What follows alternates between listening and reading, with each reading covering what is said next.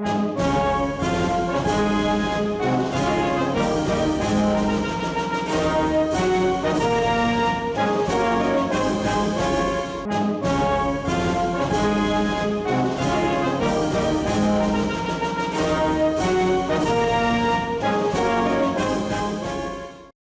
everybody, to Freedom Law School's annual 2009 Health and Freedom Conference.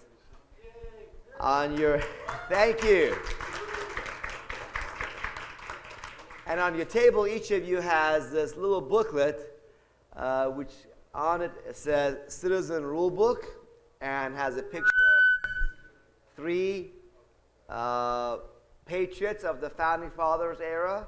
It's called The Spirit of 76, this picture. So if you please pick up this booklet that you have on your table and go to page 26. And on page 26 of this document, we like to start this meeting. We start our Freedom Conferences every year with reading a small part of the unanimous Declaration of the 13 United States of America. So if you please follow along and read with me, we're going to read first the second paragraph on page 26, and then go from the bottom of the page, starting at 4 lines above the bottom, and continuing on the top of the page 27. If you would please read with me to start this meeting today. We hold these truths to be self-evident, that all men are created equal, that they are endowed by their Creator with certain unalienable rights, that among these are life, liberty, and the pursuit of happiness, that to secure these rights, governments are instituted among men, deriving their just powers from the consent of the governed. Please drop down to the bottom of the page, 4 lines from the bottom, where it starts with the word but. But when a long train of abuses and usurpations, pursuing invariably the same object evinces a design to reduce them under absolute despotism, it is their right, it is their duty to throw off such government and to provide new guards for their future security.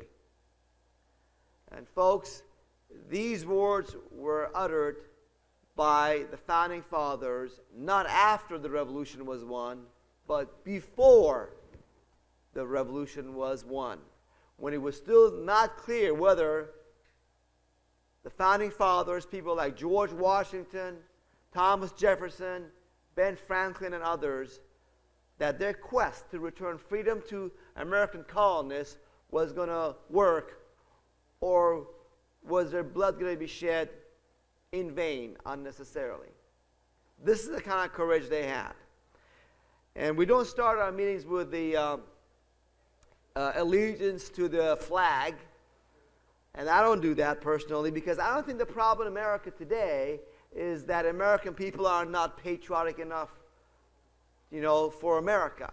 We don't see that as the problem. What we see as the problem in America that's going on is that our public servants in government, that they all take an oath to uphold and defend the U.S. Constitution and American citizens' rights from all enemies, foreign and domestic.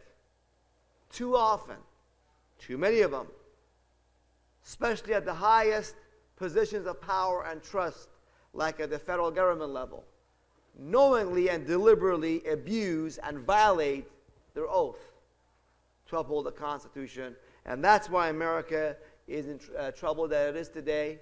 And the current financial crisis that we're experiencing, the first Great Depression of the 21st century, is part of that.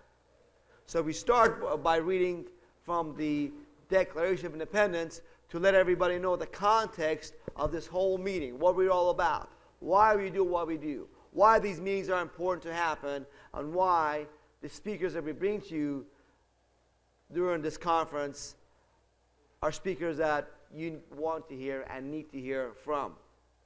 These speakers will bring you issues that really matter. We don't talk about sports, who took one ball from this part of the field to the other. We don't talk about, the movie actors, actresses who's smarter, more beautiful, got better makeup. We talk about things that really matter. Your freedom, your family's freedom, your health, peace, and justice in your life. That's what matters to America. And so that's what our focus is all about. And this weekend, we have brought you a collection of the most knowledgeable people in their field of study, of health, freedom, and justice. And so I'd like to start by bringing you your first speaker. The first speaker today is going to be speaking on the field of health. And the field of health, there's a lot of misunderstanding out there that we're trying to clarify. Just like the field of freedom, the major media doesn't like to talk about these things because, as you'll see from the talk of our speakers, that the bankers that own the government practically, the major big banks like Citicorp, Bank of America, Wells Fargo, and J.P. Morgan Chase, those are big four. They directly and indirectly control the major media as well. So the things that we want to speak about in this conference are politically incorrect. That's what they consider them to be. Well, we don't care about being politically correct. We just care about getting the truth out. And that's all that matters. And the truth will not get out without vigorous discussion, exposure of these ideas to the American people, which we need to do a lot more of. So our next speaker is an expert on the field of fats and cholesterol. You've heard a lot of in the media, I'm sure for the last 30 years, why you should cut back on your animal fats, why you should have a low cholesterol. Well, is that really so? Or perhaps not so? How truthful are these claims that you should have a very minimal amount of cholesterol and fats in your diet? Well, our next speaker is an expert on this field, and we'll ask him to come today and share us his knowledge and perspectives on this very important topic. Please help me give a warm hand of welcome to Mr. Chris Masterjohn.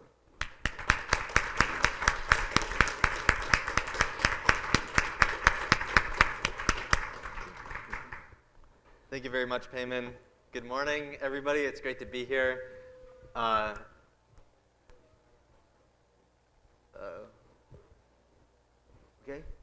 Yeah. The monitor, camera guys, help him with the computer situation, please.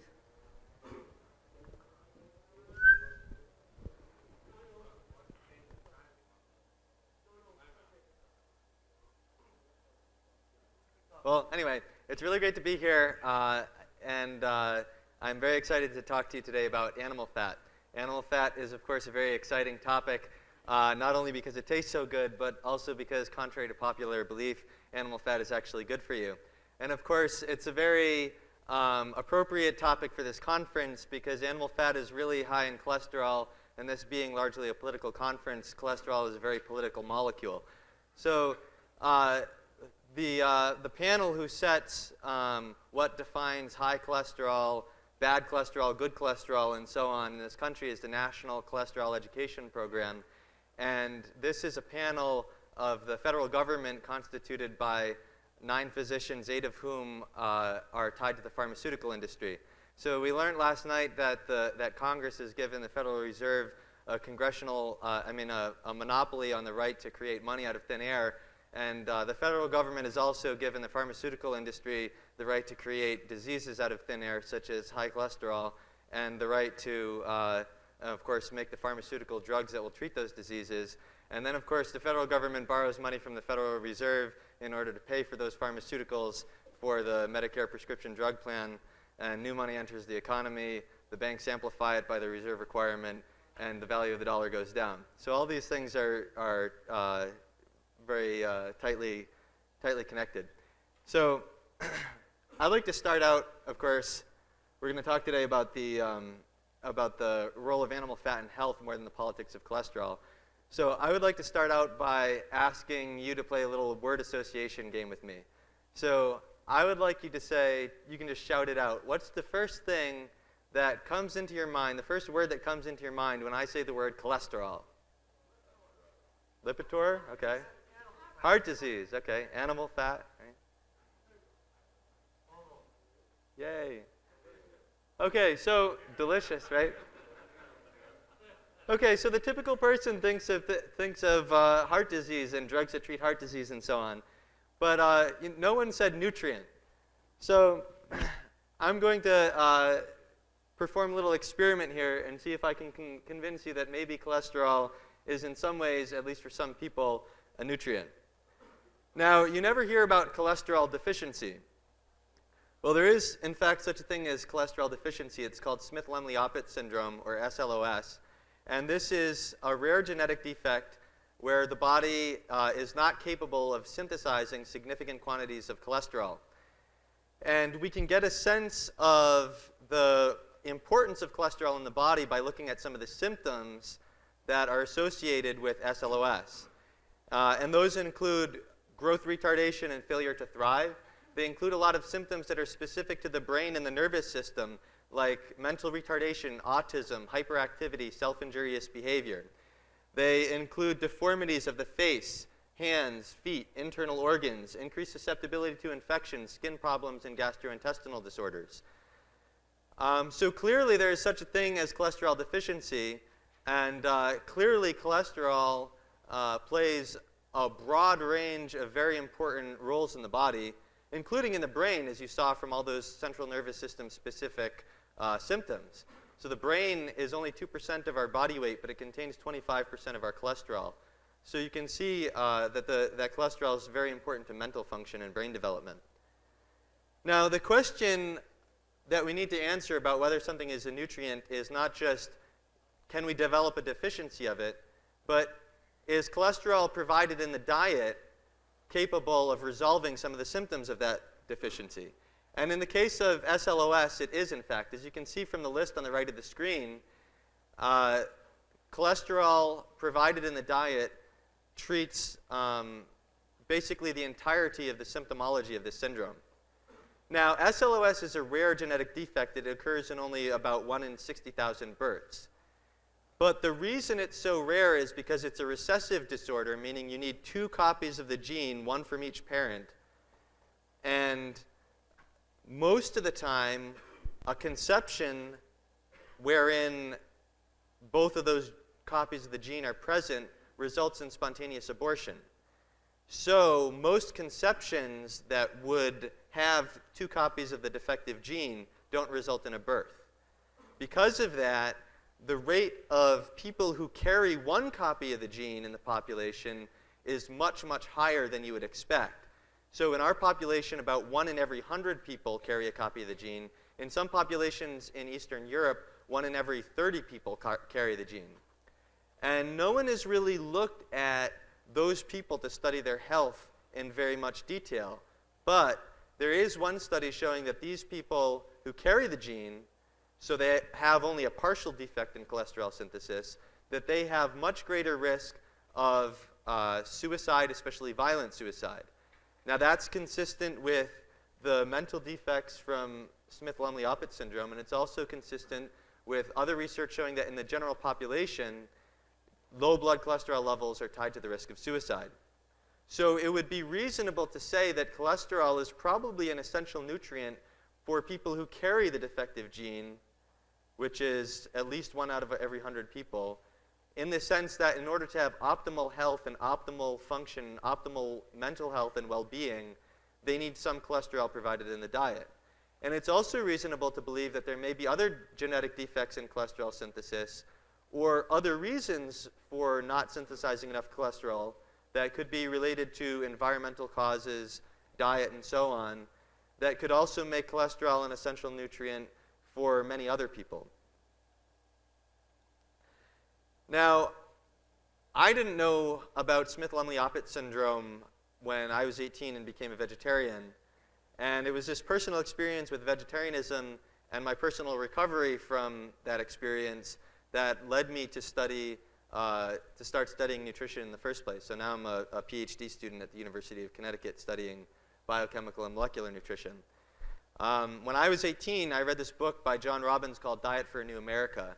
And in it, he argues that eating animal products, not just meat, but also milk products and eggs and so on, is cruel to animals, destructive of the environment, and causes disease. And in this book, he argued that animal protein causes leaching of calcium from bones and teeth, and animal fat clogs arteries and leads to heart disease. And that had been more or less consistent, at least in terms of heart disease, with what I'd believed. However, the diet that I went on after that, a vegetarian and eventually a vegan diet, meaning I excluded all animal products, didn't work very well for me. And of course, not everyone has these same results because everybody's body is a little bit different and everyone has different sensitivities to nutrient deficiencies. But in my case, I developed fatigue, digestive disorders that I'd had before got a lot worse, anxiety disorders that I had before got a lot worse. And to top it all off, I went to the dentist and found out that I had over a dozen cavities and needed 2 root canals. Now, this was a shock to me because I thought I would be immune from tooth decay since I wasn't eating any animal protein, and it's animal protein that I thought leaches calcium from your bones and from your teeth. And of course, I was drinking a lot of soy milk too, and at least on the carton it said that the soy isoflavones help promote good bone health, so I figured they would promote good dental health as well. So with all these dental problems, I was very interested when a coworker had shared with me some information about Weston A. Price. Some of you may have heard of Weston Price yesterday during David Getoff's talk. Price was the first research director for what became the American Dental Association, and after working in that position for 25 years, he went on to travel all across the world to look at different populations isolated from modern society who had immunity to tooth decay to try to study what the cause was of tooth decay, what was different in these societies from America, which at that time, during the 1930s, 90% of Americans had tooth decay. And he found populations all over the globe, not just in one area, but many different areas, that had not only virtually complete immunity to tooth decay, but in association with this immunity, they also had broad facial structure. They had broad palates that had room for all of their teeth, so they didn't have dental crowding. And they also seemed to have immunity to many other degenerative diseases that we wouldn't normally associate with teeth, like cancer, for example. And these people were very well-structured and very healthy people. And he found that by studying people of the same genetic stock, either in the same family during a period of dietary transition, or people living nearby each other, in one village there was a port and in another there wasn't, when these people started displacing their traditional foods with modern refined foods, canned foods, and syrups and so on, they developed not only tooth decay, but dental crowding, narrower facial structure that made it more difficult to breathe through the nose and made people have to breathe through the mouth, susceptibility to tuberculosis, difficulty giving childbirth, cancer, and so on. And so he decided to study what's the difference between these people who have largely the same genetic stock. And in the people who had the excellent health and the excellent physical and mental well-being, they were eating very different foods in different societies in terms of the specific food, but they had very much in common. They had diets that were very high in vitamins and minerals, and Price placed special attention on the fat-soluble vitamins.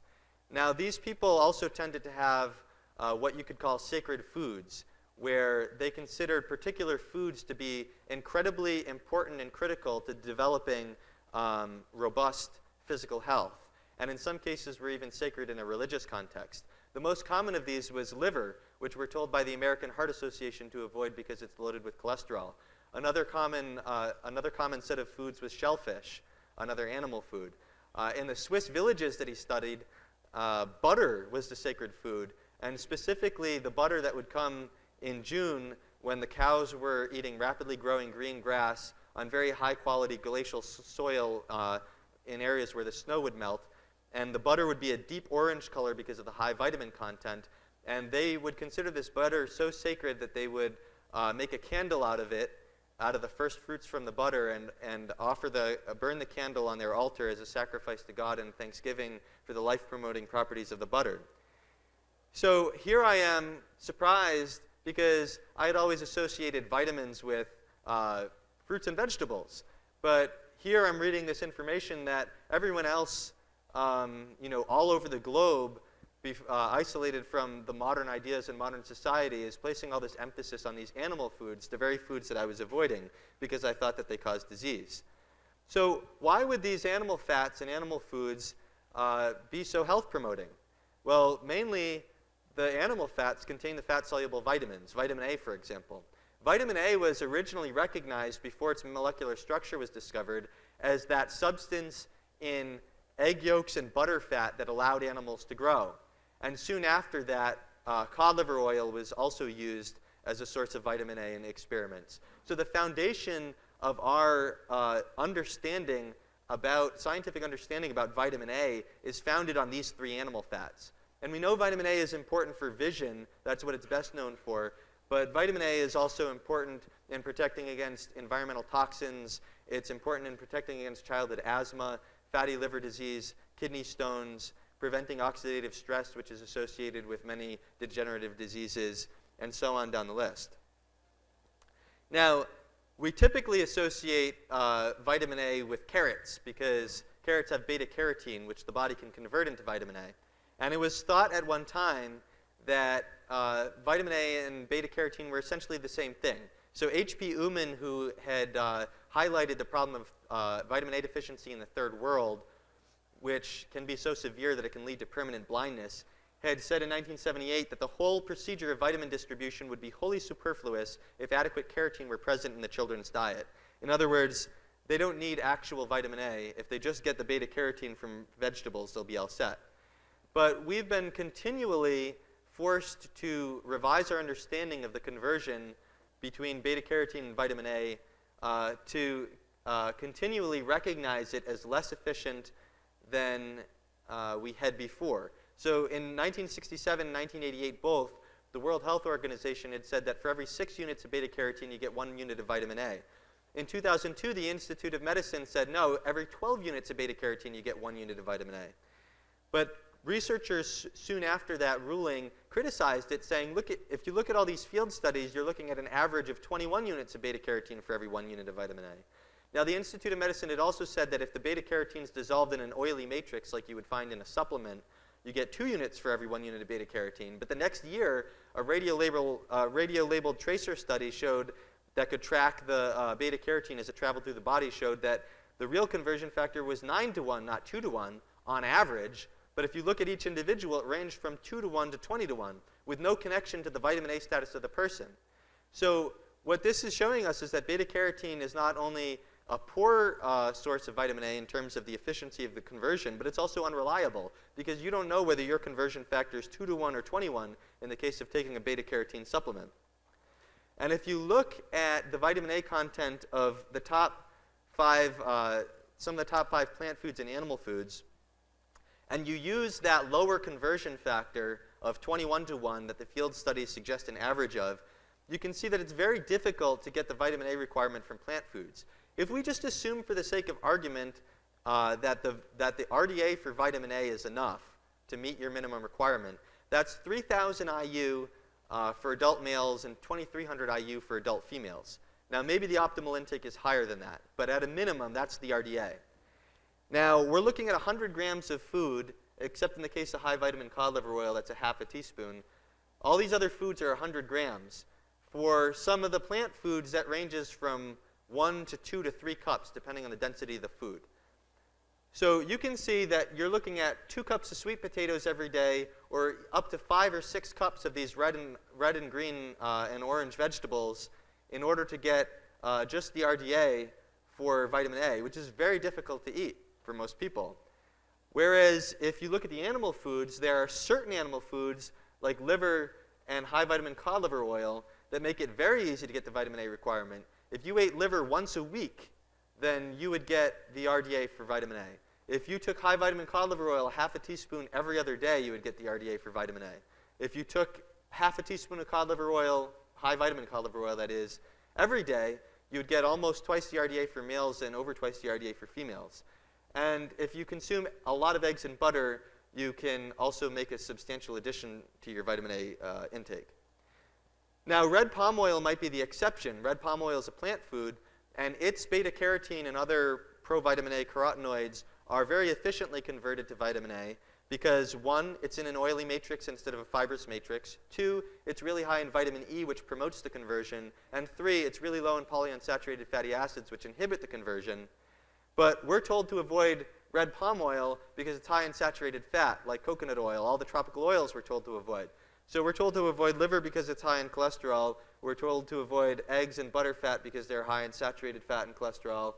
And we're told to avoid the tropical oils because they're high in saturated fat, which is a recipe for vitamin A deficiency, or at least a suboptimal intake of the vitamin.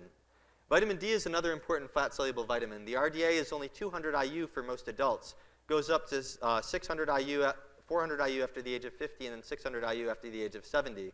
200 IU you can get from sunshine because sunshine converts a relative of cholesterol in your skin into vitamin D.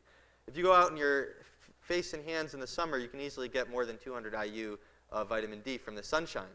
But research is suggesting that the optimal intake is much higher than this. One study of over 30,000 infants that were tracked for over 30 years showed that 2,000 IU provided in the first year of life could nearly obliterate the risk of type 1 diabetes.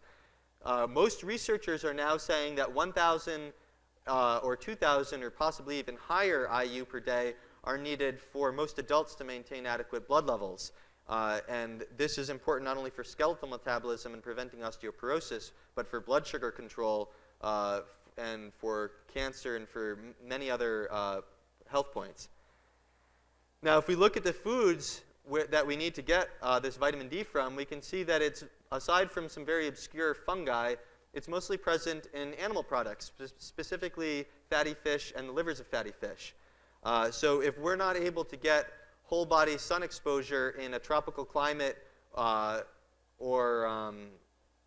year round, then at least part of the year we're going to be able to need to be able to get vitamin D from foods, and we're going to have to get it from these animal fats. Vitamins A and D cooperate together, and they also cooperate with another fat-soluble vitamin, vitamin K2. Vitamins A and D tend to tell cells what proteins to make, and often vitamin K2 is needed to come in and activate those proteins. This is important to the deposition and organization of minerals in the bones and teeth, and vitamin K2 is also needed to prevent the calcification of growth cartilage, and that makes it important for growth. Because in early growth, if your cartilage calcifies, then it's not able to extend and cause growth of the bone.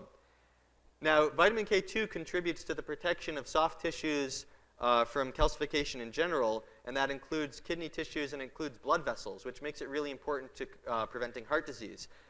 So a 2004 study showed that high vitamin K2 intakes were associated with a dramatically lower incidence of coronary heart disease, mortality, and of severe arterial calcification.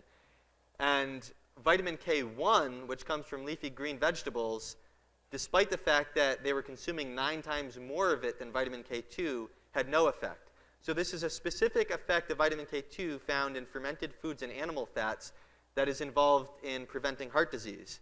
And if you look at animal products, you can see it's all in the fat. As you go from butter down to whole milk, down to 2%, 1%, and skim milk, you go from a high amount of vitamin K2 to lower and lower until you get to 0 in skim milk. If you look at egg yolks and compare them to egg whites, you're looking at over 30 times as much vitamin K2 in the yolk. And if you look at the top foods, the top 2 are fairly obscure. Natto is a fermented soy food found in eastern Japan. Goose liver paste is another food rich in the vitamin that most people don't eat. If you look at the foods people actually eat, you're seeing most of it in cheeses and egg yolks, and maybe some fatty cuts of meat like goose leg. Now, how many of you, we can get a show of hands, how many of you have heard from a friend or personally experienced the doctor saying you have high risk for heart disease, so you need to eat more egg yolks and hard cheese. For those listening to the audio recording, no one raised their hand. It's not something that you hear very often, but nevertheless, these are the foods that people were getting the vitamin K2 in that study from, who had this dramatically lower incidence of heart disease. So the question becomes, if animal fats have all these nutrients in them, and if fatty animal foods like egg yolks and hard cheese are capable of preventing heart disease, how is it we got to this idea that you have high cholesterol, you should avoid all these foods with fat-soluble vitamins in them? Make sure you stay away from the hard cheese and the egg yolks that have all the vitamin K2. How did we get to that point? Well, we got to this point that high blood cholesterol levels caused by saturated fat and cholesterol in the diet lead to heart disease. Now, the pop version of this hypothesis, called the lipid hypothesis, is, well, animal fats are hard, and they're sticky and they're gooey. So if they're hard and they're sticky and they're gooey outside your body, they're going to be hard and sticky and gooey inside your body. And since your arteries are kind of like pipes, and we all know that grease clogs up pipes, they're going to clog up your arteries. Okay, the most obvious problem with that is that your body's 98.6 degrees, and if you have a stick of butter out at room temperature, when room temperature is 65 degrees, it might be hard, but it's not hard once it gets to 98.6 degrees. So even coconut oil, which is the most saturated fat on the planet, is a complete liquid when you get to 80 degrees, never mind 98 degrees. But in reality, this doesn't even remotely resemble the lipid hypothesis that actual scientists believe in. So if you look at this picture, you can see this blue line of cells. This is an arterial plaque, and this is the blood vessel right here. This blue line of cells on the top is called the endothelium, and that's the inside lining that has contact with the blood. This arterial plaque is occurring behind the endothelium, so it's occurring inside the blood vessel wall. So it's nothing at all like plaque. I mean, like grease clogging up a pipe. The other thing is all this cholesterol and fat is getting loaded into these white blood cells that turn into what we call foam cells because they have a foamy appearance. And so there's a very biological process here. It isn't anything like grease just kind of clogging up a pipe. It's a very dynamic biological process. Now, the actual lipid hypothesis goes, and in its current form, goes like this. High concentrations of LDL-associated cholesterol, LDL and HDL are both lipoproteins that carry cholesterol in the blood. High concentrations of LDL-associated cholesterol are delivered to the extrahepatic tissues, meaning away from the liver, so tissues like the blood vessel. And as the concentration drives up in the blood so high, they start to leak through the blood vessel wall, and then they start to load up into these white blood cells. And then those lipid-loaded white blood cells start to promote the process of inflammation. And then another part of that hypothesis is that HDL, which carries cholesterol to the liver, is responsible for protecting against this effect by carrying all the cholesterol out to the liver. Now, this can be separated from the diet-heart hypothesis, which is built on top of the lipid hypothesis. The lipid hypothesis is about blood levels of lipids. The diet-heart hypothesis says it's saturated fat and cholesterol in the diet that increase those cholesterol levels in the blood, and specifically the LDL levels, and therefore cause heart disease. Now, in order to understand exactly how these theories developed and where they went wrong, we need to go back and look at the original evidence. Now, early in the 20th century, the cholesterol-fed rabbit model was the first piece of evidence that supported the lipid hypothesis. Russian scientists were trying to investigate the idea that protein causes aging, and atherosclerosis was associated with aging. So they started feeding protein foods like meat, milk, egg yolks, eggs, ox brain, and all kinds of different foods. And they saw that atherosclerosis developed in these rabbits. So they tried to narrow it down to what was the component that was causing the atherosclerosis. And they concluded that pure cholesterol dissolved in sunflower oil was capable of inducing atherosclerosis in these animals. And they found characteristics that were very much like human atherosclerosis, maybe a little bit different, but very much like human atherosclerosis in most of the major characteristics. And in other animals, of course, rabbits never eat meat.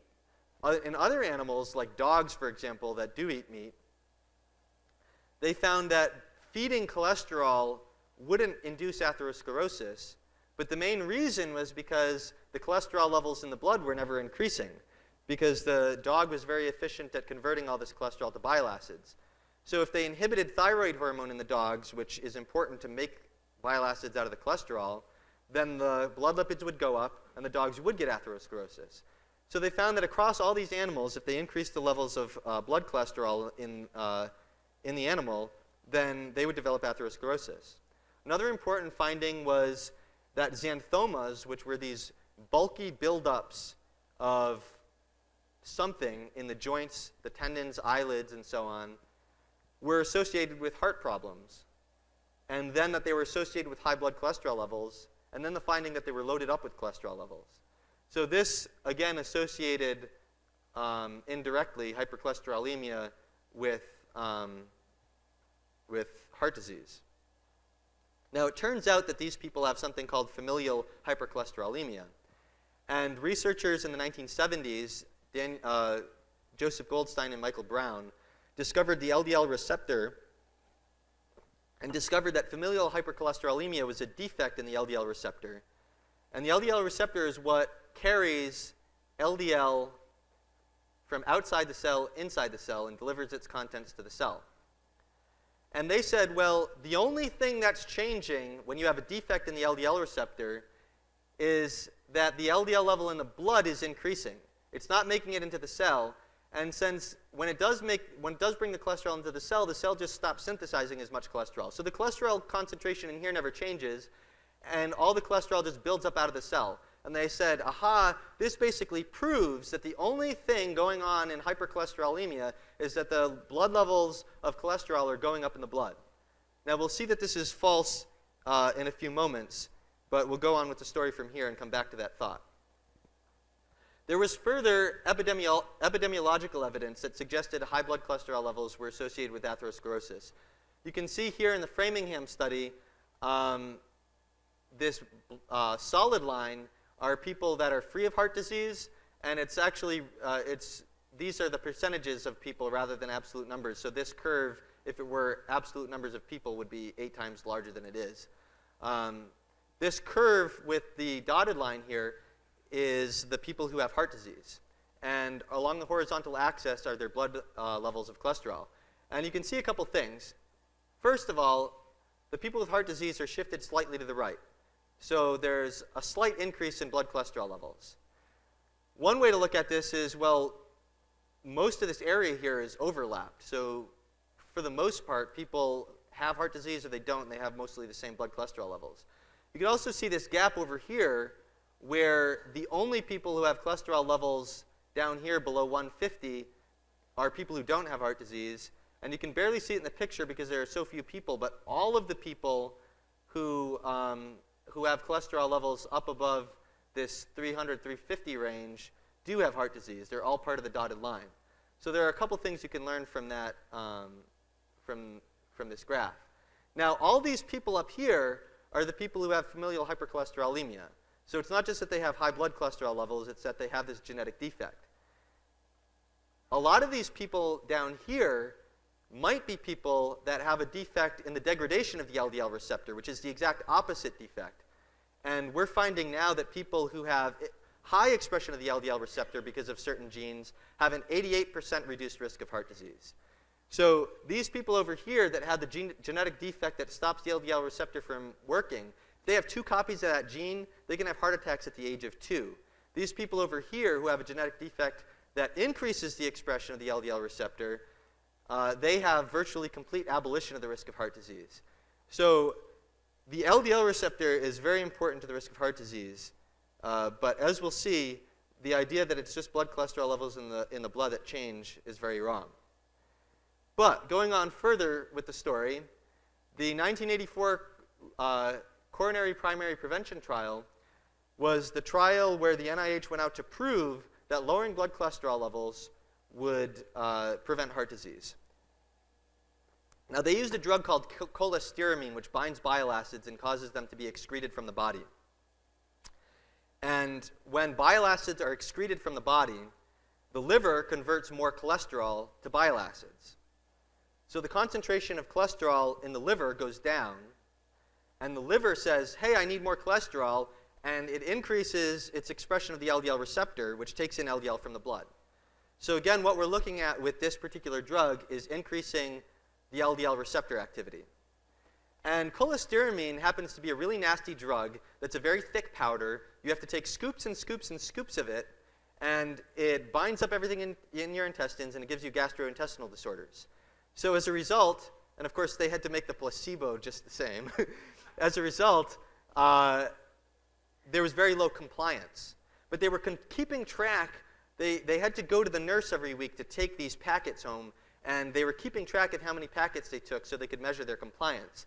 And when they had the people with poor compliance, or the average in the total study, and compared it to the people who had good compliance, they could see a dose-response relationship where the more cholestyramine they took, the more they lowered their blood cholesterol level by increasing the LDL receptor, the greater their reduction in heart disease. Then the statins came out, and the statins, like Lipitor, for example, also lowered blood cholesterol levels, and in this case, by inhibiting cholesterol synthesis. But when you inhibit cholesterol synthesis in the liver, the cholesterol in the liver goes down. The liver says, hey, I need more cholesterol, and increases its expression of the LDL receptor, and the LDL receptor takes more LDL in from the blood.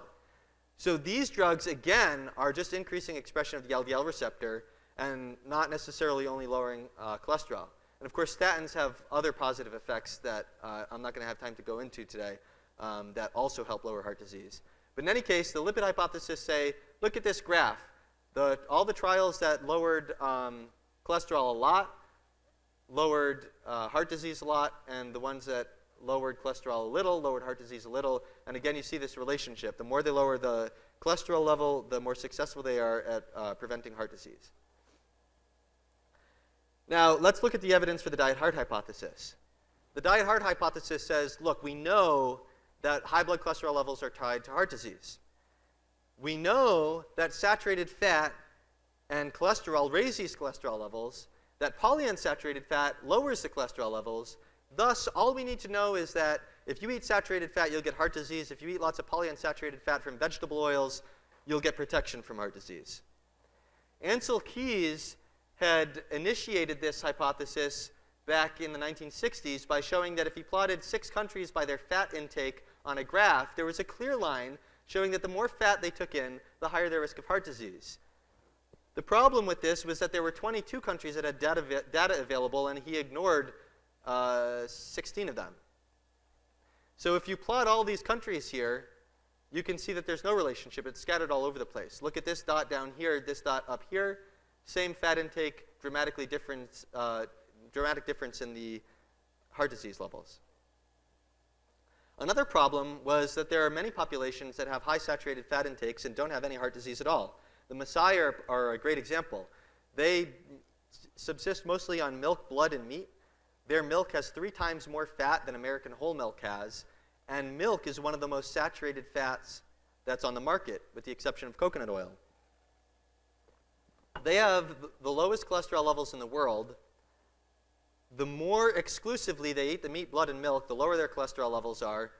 And they have been studied and shown to not have any incidence at all of heart disease in terms of an actual myocardial infarction or heart attack, at least in 50 post-mortem hearts and aortas that were studied, meaning that if they die of heart attacks, the rate is under 2%. Now, studies had shown, and this is perhaps the one bit of evidence that could possibly be construed to support the diet-heart hypothesis.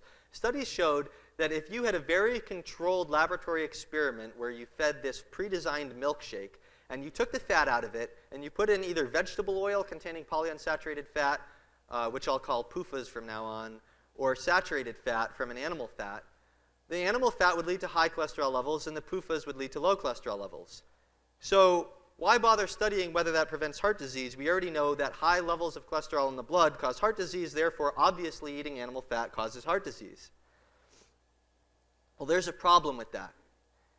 And that problem is that it's completely untrue that all of these drugs and all of these genetic defects are only affecting the level of LDL in the blood.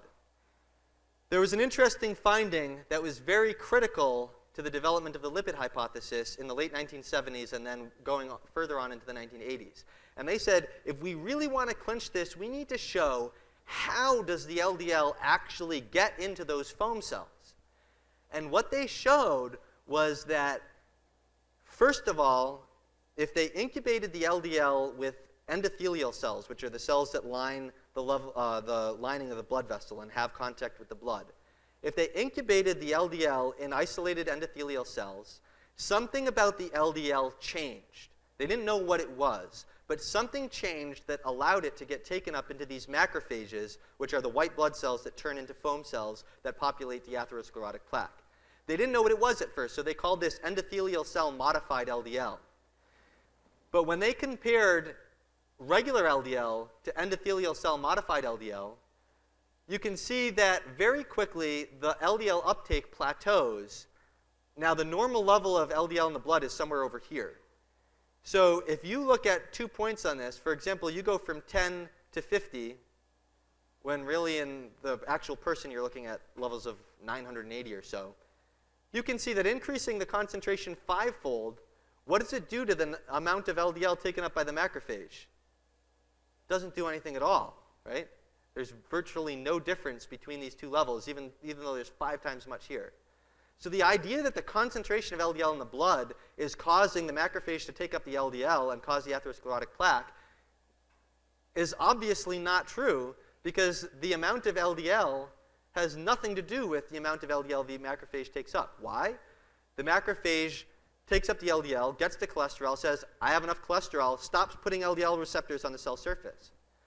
Now, this endothelial cell modified LDL, first of all, if you look at the same concentration in the blood, if it's endothelial cell modified, you get a 50-fold increase, or in this example, you have a 5-fold increase in the rate of LDL uptake and the amount of LDL that's taken up into the macrophages when you didn't change the concentration at all. Not only that, but this curve never really stops, and it keeps on going like this.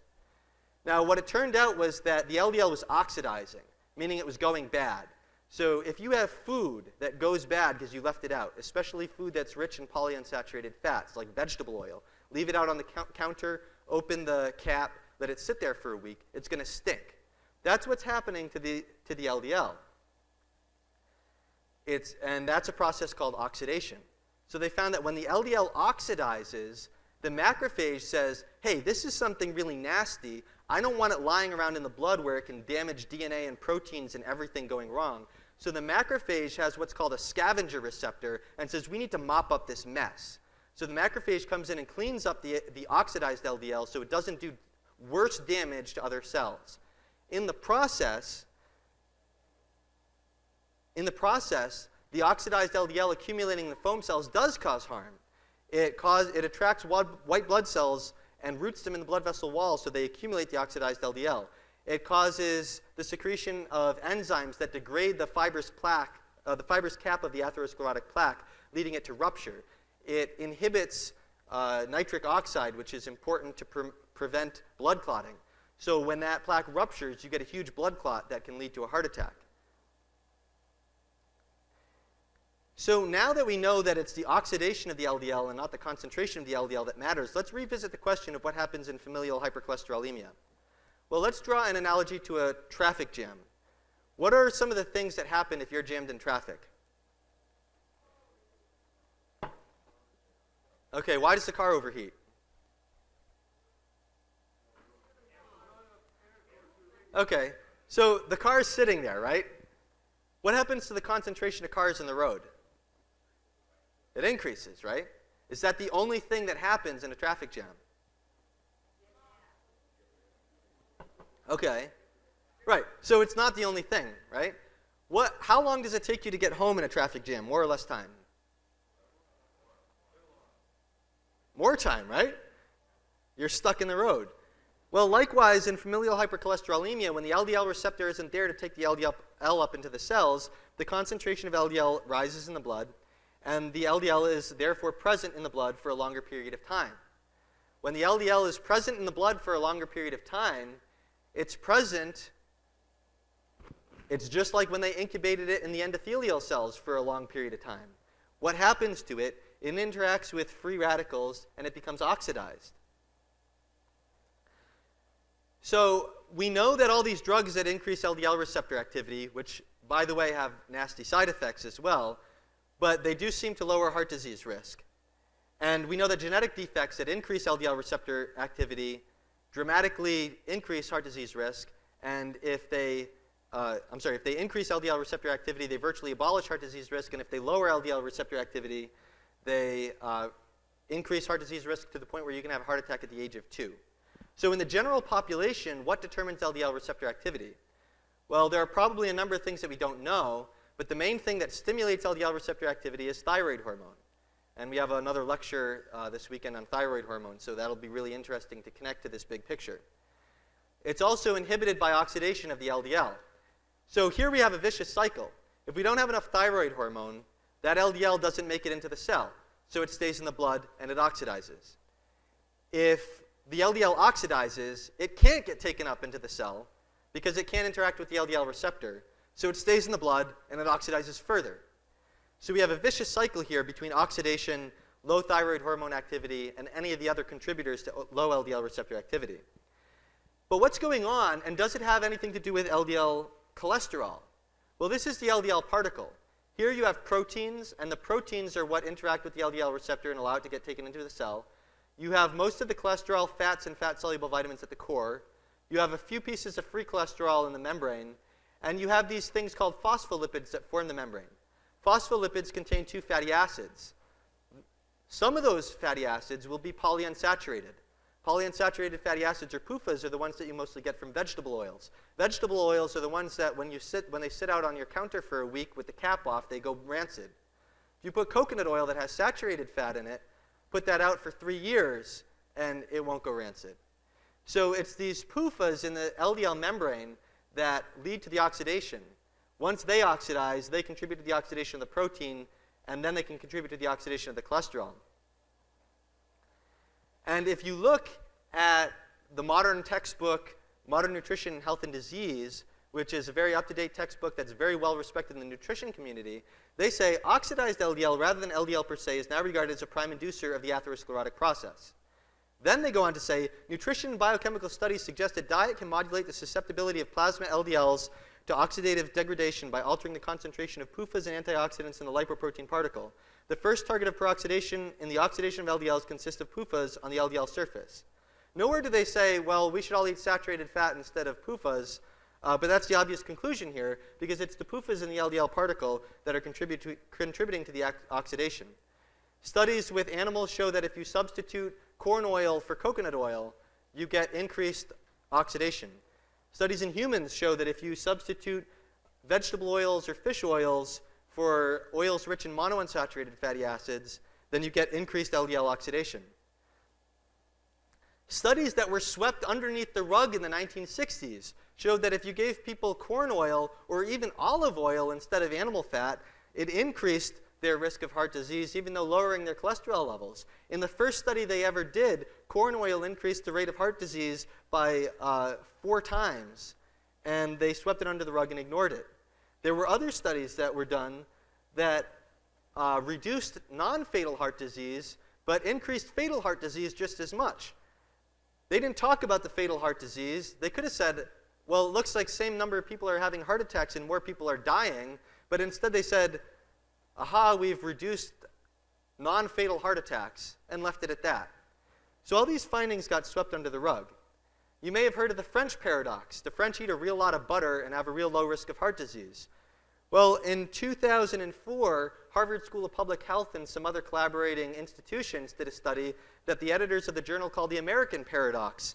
And they found that the more saturated fat that postmenopausal women ate, the lower their progression of atherosclerosis. And in the highest intake of saturated fat, the atherosclerosis reversed.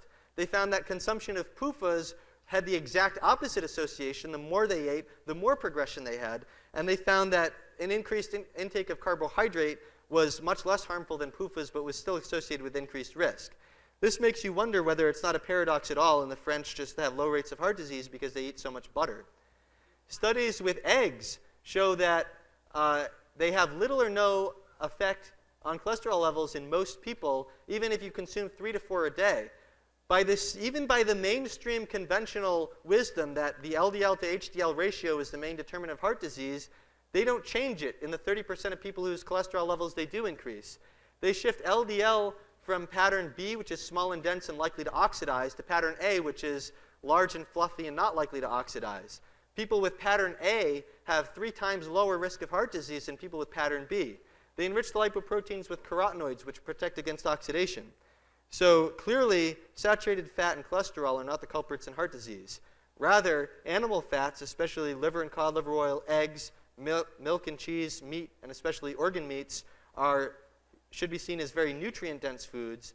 And the real heart-healthy diet is the one where we avoid oxidation-prone vegetable oils, where we get the nutrients we need for from our thyroid gland and avoid the things that harm our thyroid gland, where we get vitamin K2 rich foods like hard cheese, egg yolks, fermented foods, grass-fed animal fats, foods that are rich in antioxidants, especially fresh foods, organ meats, especially heart for coenzyme Q10, which protects LDL from oxidation, and also homocysteine levels can aggravate the effect of oxidized LDL by harming the blood vessels directly, and we need shellfish, liver, leafy greens, bananas, and so on to get B12, B6, and folate to help with that as well. So this is what a real heart-healthy diet looks like, and I would like to thank you very much for your attention.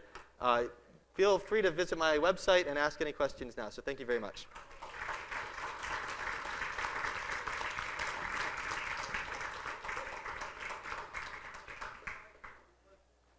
Okay, we have 5 minutes for questions.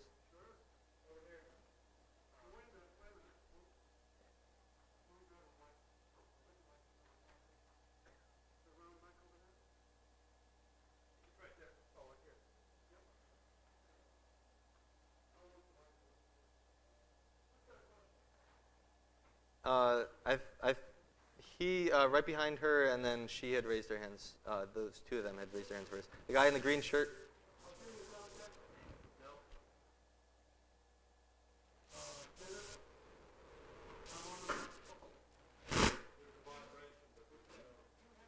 He can just ask the question. I can repeat it into my microphone if you want. Sorry? Well, first of all, it's a very good presentation. My question was, do you make any distinction between raw and cooked? For example, the eggs and raw butter versus pasteurized milk or butter and things like that? Yeah, I think there is a distinction. I don't think that the distinction is necessarily very important for. Yeah, the question is, does it matter if the eggs and milk are raw or cooked? I consume raw milk. I think there are a lot of benefits to raw milk. I think there are a lot of benefits to consuming raw egg yolks as well. Raw protein is actually good for preventing oxidation because it's a very good way of getting cysteine, bioavailable cysteine for synthesizing glutathione, which is the master antioxidant of the cell. So I think those are really important in that sense. I haven't seen any good evidence yet that cooking those foods will necessarily cause changes that will make them atherogenic, but I do think that eating those foods raw is very valuable. The woman in front had a question also. You? Where's the microphone? Oh, yeah, just ask it and I'll repeat it.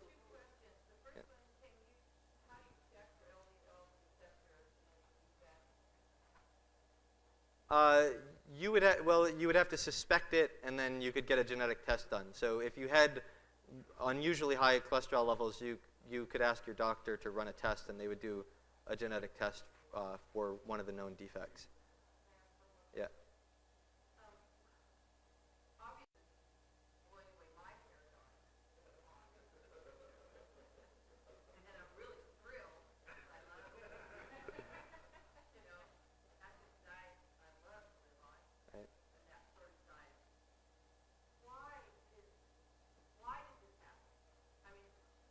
Okay, the question is, why did this happen? I've always wondered, to me, vegetarian people never look that healthy, and yet we see the horrible effects Okay, so the question is, why, despite all the evidence, do we necessarily, nevertheless, embrace the wrong ideas? Well, I think there are a few things. I mean, there are politics and money issues. For example, the American Heart Association in the early 1960s had said that this cholesterol theory was a load of junk and there was hardly any evidence to support it. And then a few years later, they came out with the same report. The evidence hadn't changed, and they said the exact opposite and embraced it. Well, what happened was the board, the panel that were writing the reports had different people on it, and Ansel Keys and his friends got onto the panel, and they changed the report, and that's what happened. The other thing is the cholesterol-lowering drugs proved to be incredibly profitable, so there was that issue. But there are also a number of other issues. Just the McGovern panel, in Gary Taubes's article, What If It Was All a Big Fat Lie, he talked to some of the people who were on the McGovern committee who gave the original federal government endorsement to the low-fat, low-cholesterol diet, and they said, well, we just were young kids and we needed something to do, so we wanted the panel just to, come up with more findings that we could be really active about. And for them, it was just a big project that they wanted to work on and didn't really necessarily have anything to do with the evidence. It was just, it facilitated an activist government because it allowed them to say, look, there's this huge problem that everyone's eating wrong, so we need to have a big government program to change the way people eat.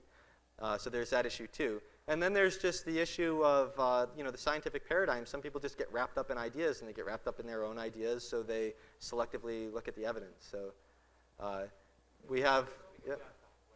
Oh, we're out of time. So any further questions can be directed to me afterwards or to my website. You can contact me through there. So thank you very much.